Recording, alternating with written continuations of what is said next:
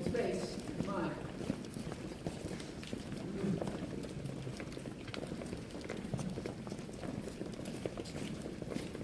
Just be aware of how those beautiful moments, oh my gosh, so much time.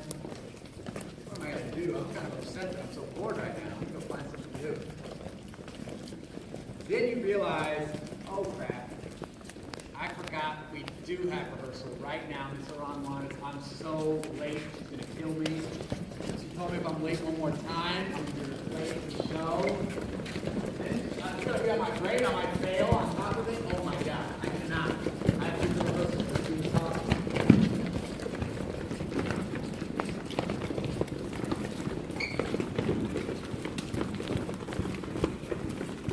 And come zero.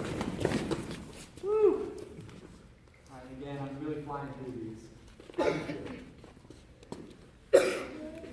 Even though we may not use the character, it doesn't kind of gosh, I feel you're like, uh-oh, character,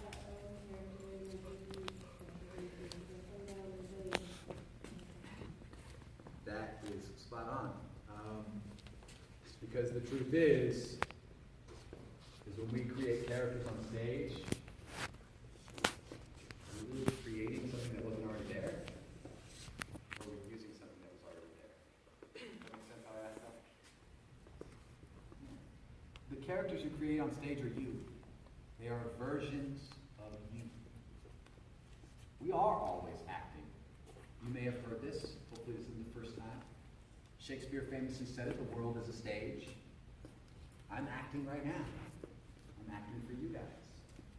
Okay? You're acting for each other and for me. And for yourselves too, I hope. Okay? Yeah, no, we definitely are always acting, right? That's the beauty of theater. My theater class is a science class. But the science we study is the condition of being a human being. Living with other human beings. Right? Having to actually magnify what we do every day. The majority of people in this world go through life without actually really studying and understanding what it is to be human, like we theater artists do. Okay? That's why theater artists, actors, are typically the most empathic, the most kind, the most forward-thinking types of individuals. That's why you see so many actors outspoken about other things, right? Because we study life. Right? So good. I'm glad you brought that up, right? Because you almost turn it on like, I'm acting now. But it was just for yourself. It wasn't an audience. Right? It was just right then and there. Good. What about the feelings, but differences between fast and slow?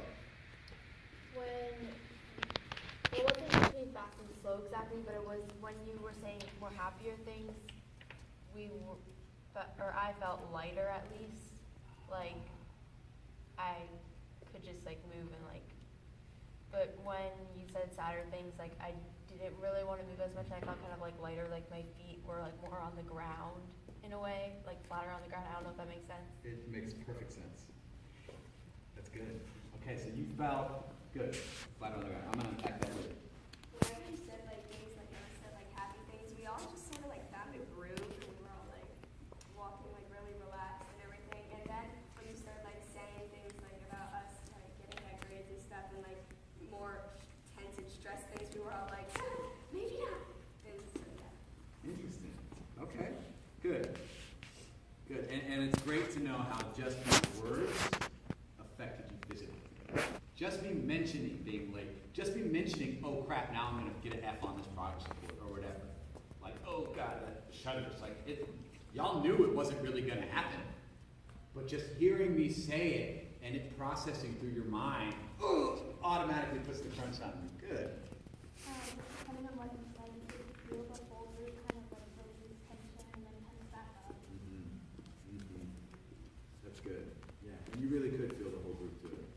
Now there were a couple people when I was giving the very tense stuff. Most of the people were going real fast, picking up the pace. Oh my God, I gotta get there, gotta get there. And some people were just like, well, I'm already late. Screw it. I'm just gonna be really late. I don't even care. Which, again, I would ask those people, well, how did you feel inside? Did you truly not care? Or was it a mask of not caring?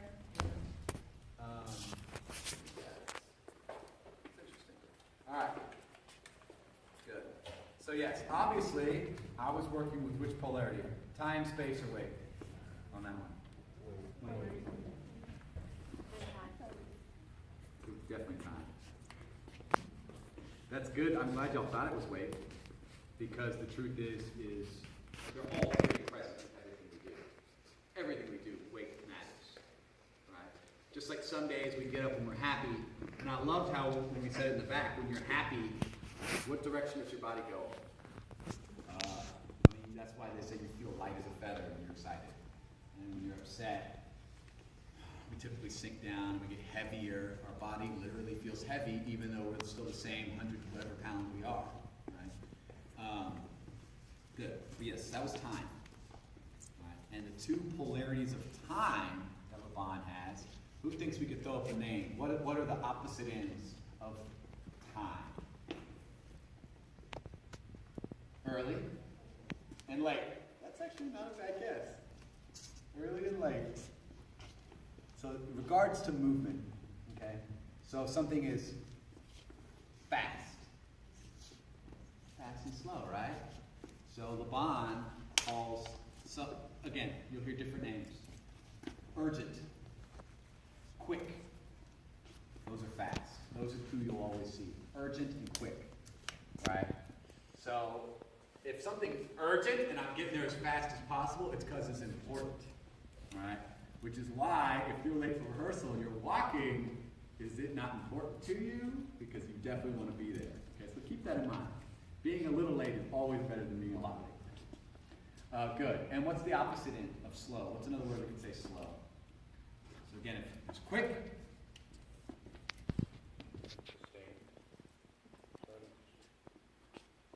How did you know that word?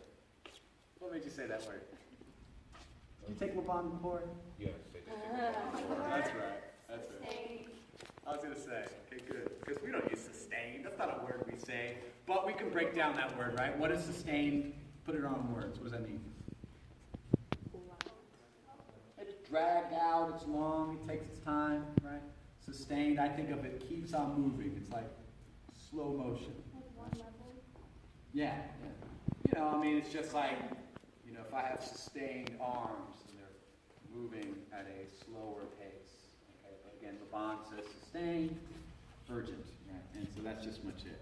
You know, I think of sustained as the summer break, as just like laying down.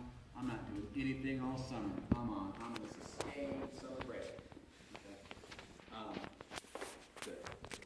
Let's get back into our polka dots, and we'll move around the space. And there we go. So whatever pace you want, whatever pace you feel.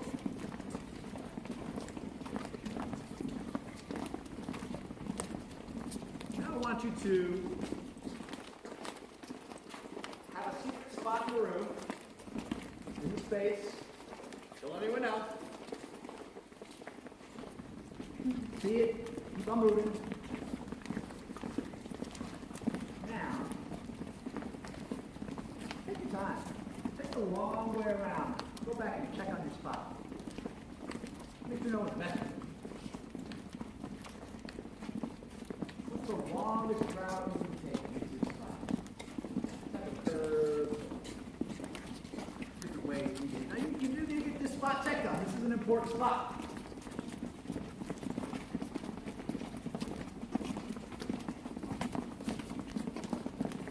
Fine? Okay, good, fine. All right, keep on going. Find a new spot.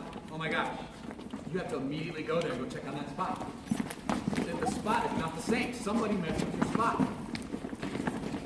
That is your secret spot for all your very important items that we know. Good. Oh, okay, it's fine. Okay, good. You can go ahead and go back. Take your time.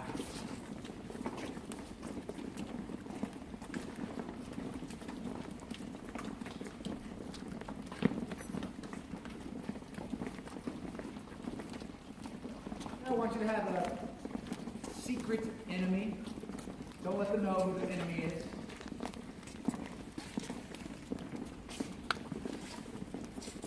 I want you to stay on opposite sides of the room at all times from this enemy.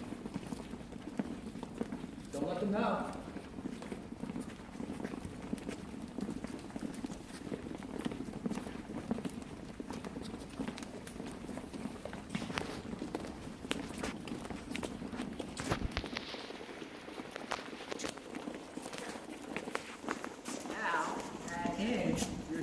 secrets. Person you need to protect, your friend. You need to stand in between your enemy and your friend and make sure that they stay away from each other.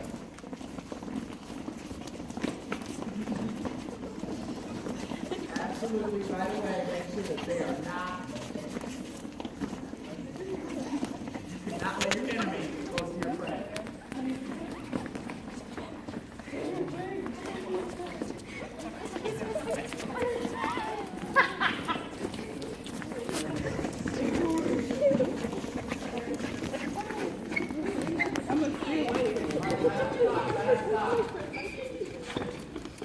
And come to 0. Okay. Let's unpack this. Go ahead, let's circle up real quick. How's that? So, we had fun. Let's unpack it as a group. Is that a friend? So, girls, tell me about it. What happened? I chose her as my enemy and hers. I chose her as my enemy and hers. So, I chose her as the person I'm trying to protect.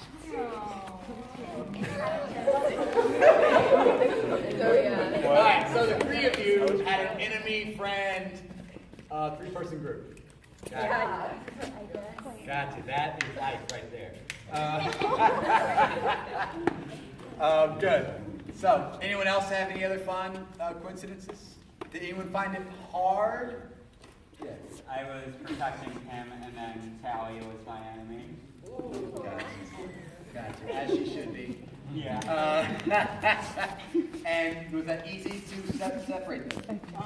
For the most part, but it was a lot easier because there were a lot of other people trying to protect Jack from other people. As I was walking, Maddie kept trying to get in like the middle of the group, and so I kept like going next to her and pushing her, and there was like, "You're my friend," she said, "You're my enemy." So, good. So how did you deal with that? I ran away. Left my friend into the dust. Oh my goodness, that is not okay. See, I chose Jack as my friend. James told Jack as my friend, and he chose me as an enemy. So I was trying to keep Evan away from Jack. I was Evan's friend. See, really, I couldn't tell whether I was the friend or the enemy.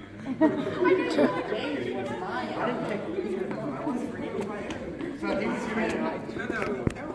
Okay, so you were trying to protect him from him. Good. So, yes, ma'am. I was just going to say it's kind of interesting that there was like certain people that had multiple people trying to protect them, and it's like distinct little clumps of people.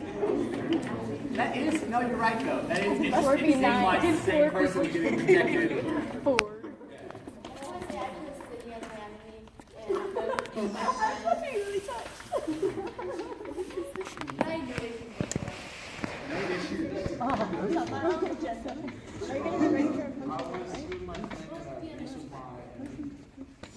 Did you find it easy? Yeah, well, I mean, they kept on going to each other, and then Denise just left. I noticed that everybody gravitated towards the center. It may have been because I was there, but like everyone was like walking around, and so anyone who was only people walking around in the center. Okay, I will say this. At the very beginning, Talia and Jack were like opposite of each other, and I just somehow ended up trying to squeeze my way in the middle to separate them. And so you did. You were successful. Yes. Was anyone not successful at splitting up their partners, their enemies? What happened? So Lauren was my enemy, and Reese was my friend, but I was Maddie's friend, and they were like all 3 in a row, and I was like, I couldn't. Who is your enemy? Lauren. Okay. Lauren was my enemy too, and you were my friend. And so how'd that make you feel? I was like, well, I guess not. You were just like, well, let it be. Okay. Well, she was my friend, but she was also, she was your friend? She was my friend. She was her friend, and she was her enemy, but she was also my enemy, so I had to keep them apart, but they were next to each other because of them two, so that wasn't much that I could do. And, Almost like you're right. No, my favorite though, and y'all didn't really do it as much, but you see people trying to juke each other out, like, get through it. It's like, whatever it takes. Well, we're separate because she was trying to separate us two, guys, and I was then you were trying to separate us. I did a great job. I just want to And I was trying to. We're protected by 4 people. why is everyone here? Like 12. Okay. So Lauren was my friend, and I was making Alex, her boyfriend, her enemy. And so it was weird to like keep them apart because he would kind of navigate towards her. And I was like puppy guarding her. I was like.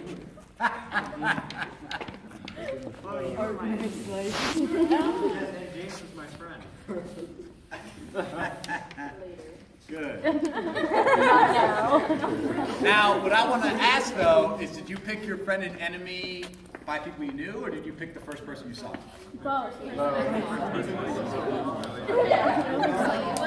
Just coincidence?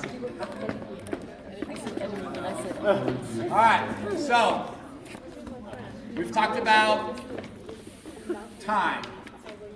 We have space and weight. What do we feel like this one was? Space.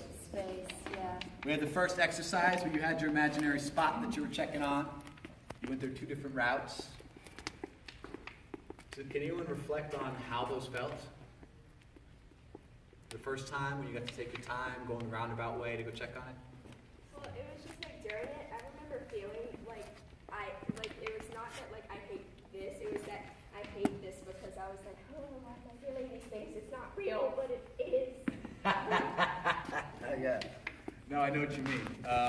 It's like my mom won't ever go to a drama because she hates crying.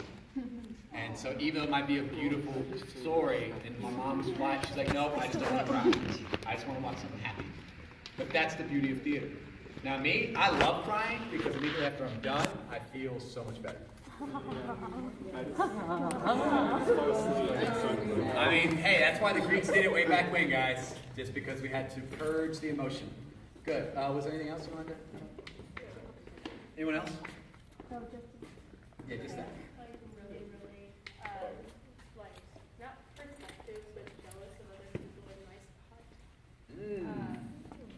I don't know why, because it wasn't real, and I shouldn't have just thought that it was like completely illogical. But I like saw the people in my spot. I'm like, hey, they chose my spot as their spot. That's good. My spot. And they should have known. You were right to be jealous instead. No, but that's what's crazy about theater, right? It's crazy. We know it's completely fake, but we are so just, it's like we're married to the idea of it, Actors like Johnny Depp, who are famous for character acting, that's dangerous. Because then all of a sudden you start going kind of crazy like he did, and a whole bunch of other stuff. Right? The moment that somebody tells you, well, I was really that person, it's like, okay, psycho. Right? We know that we're performing, just like you did. But at the same time, we still have an objective, and we go get that objective. And as long as we're stuck on getting that objective, it will be real to the audience. We will feel the real feelings, but we'll also know that, yeah, sure, we can. But that's the idea of it. Is theater, you have to make it repeatable. You have to make it to where I can go out there and make it as if it's the first time. So again, that is focused on objective. Simple objectives. Oh, find your spot. Make sure no one else knows where it's at. Very simple, right? Oh, go there quickly. Go there, take your time. Okay. So good. So I just wanted to kind of put that plug in there. So this is space. 2 polar opposites of space, moving through space from point A to point B. Everything you do on stage goes from point A to point B. What are the 2 ways to move through that space? Did you say a line? Geometry, I'm sorry. Good. That's actually not a bad. Because what is the quickest route between two spots? This isn't a vagrant. So yes. Does anyone have can anyone say if I'm moving in a straight line? Does anyone think they know Levon's term for moving through space?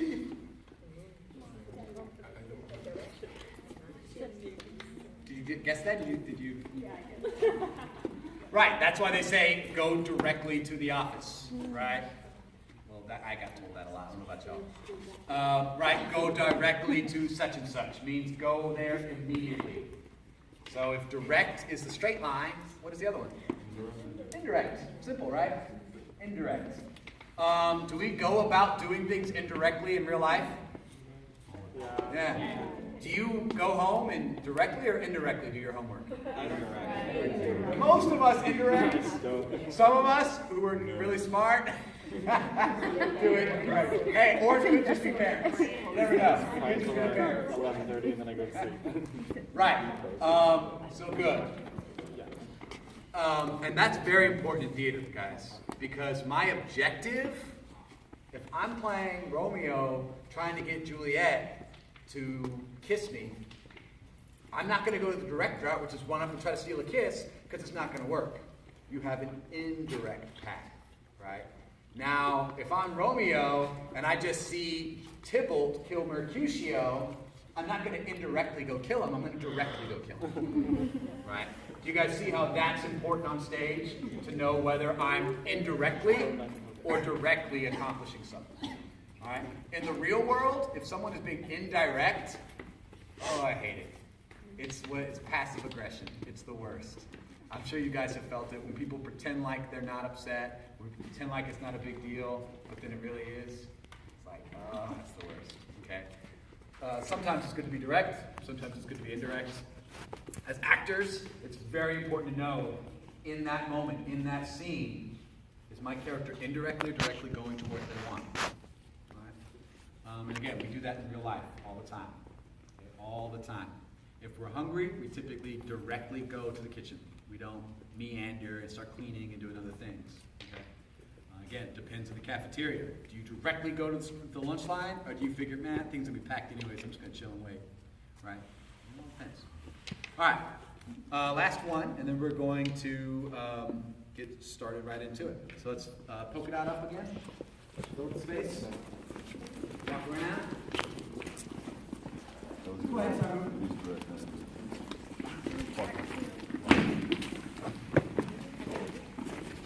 All right. So, we're walking through air. I want you guys to, almost like it's so light in here, it's almost like your body is half the weight. Just floating. Just chest going up, almost like every time you step up, you got a little higher balance. The air is so breathable in here today. Chin is high. Even your shoulders move through the air like it's helium, like it's just floating straight through.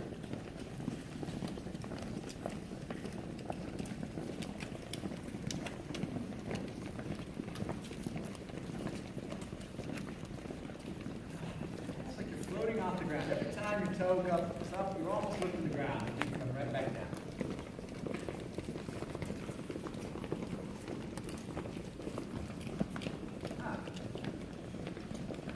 Interesting. Now, all of a sudden, the air around you up to your shoulders is filling with water.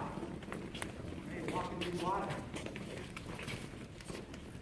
All the way up to your knees, past your hips. Now it's at your shoulders. A body of water, like you're in a pool or an ocean. It's almost as tall as you. Try to put your hands out of your pockets, just so you can keep them alive and active. This water is not very easy to push through water, I can tell you that. That's why many athletes go in training in water to get resistance. Oh my goodness. You started to notice this water is It's hard turning in the mud. Oh my God, but you still have to get to where you're going. Oh, it's mud. It's absolutely, it's not dry mud yet, but it is definitely hardening up. Every little piece of your body is covered in mud, pushing down on you, all the way up to your chest, your shoulders. Just to even lift your foot off the ground, have to slush through mud. Your shoulders, your wrists, your chest, everything is pushing through this mud.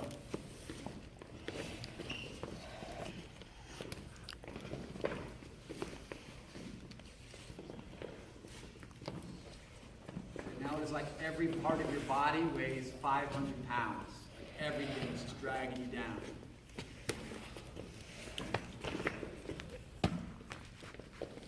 Don't forget number one objective.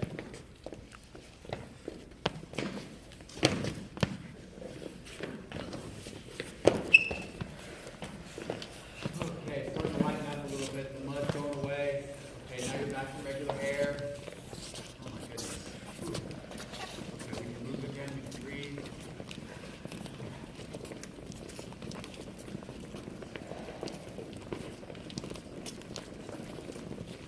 Go ahead and let that go.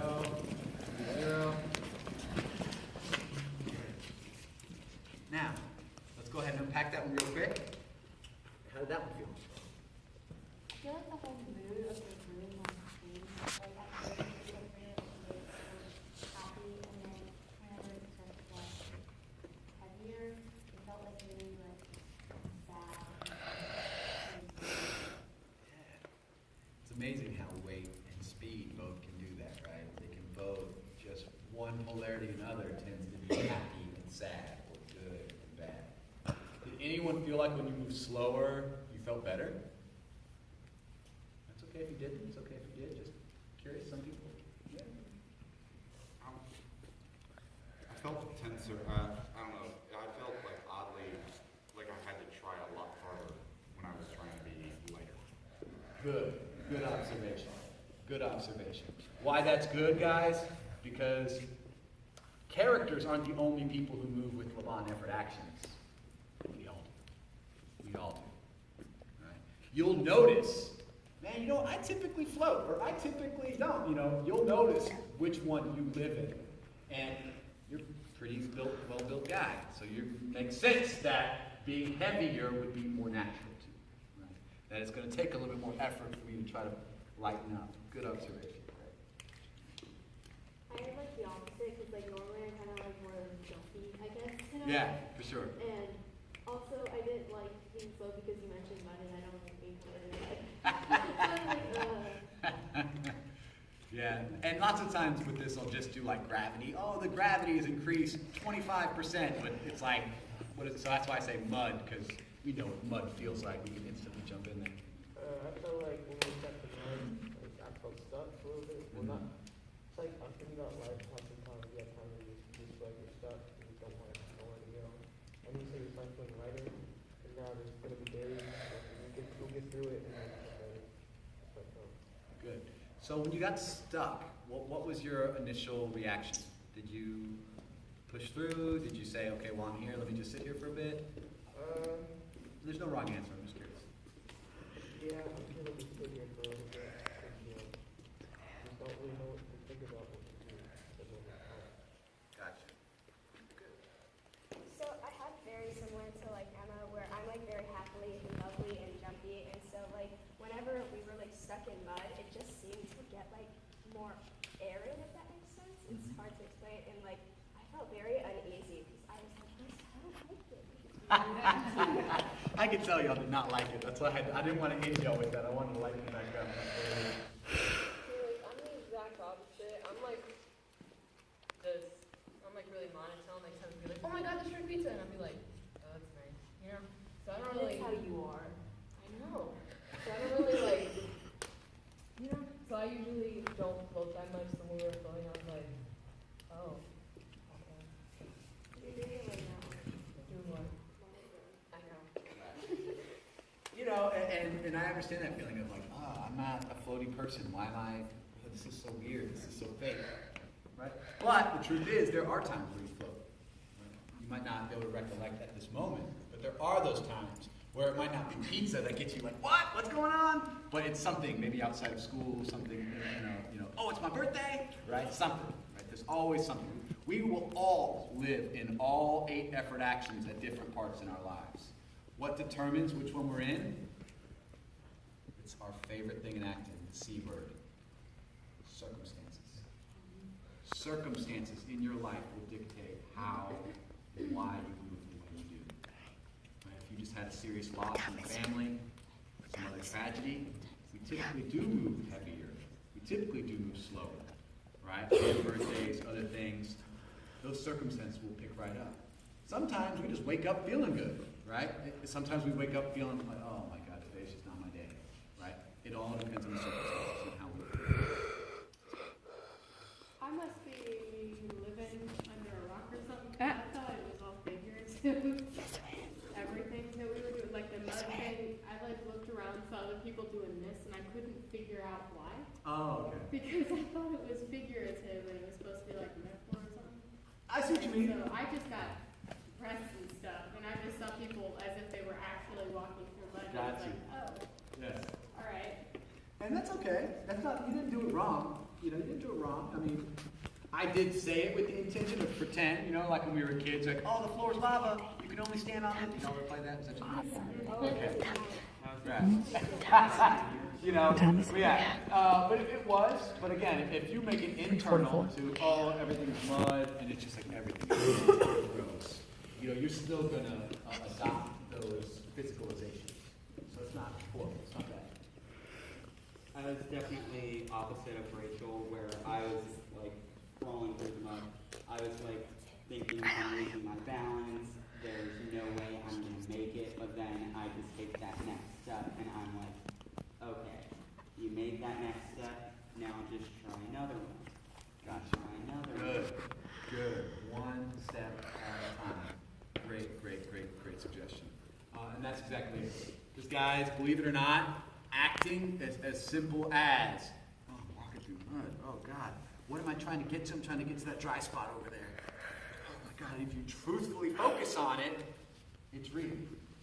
Whereas if I'm, oh my God, guys, I'm walking on mud, right? And I'm trying to repeat a performance, it's me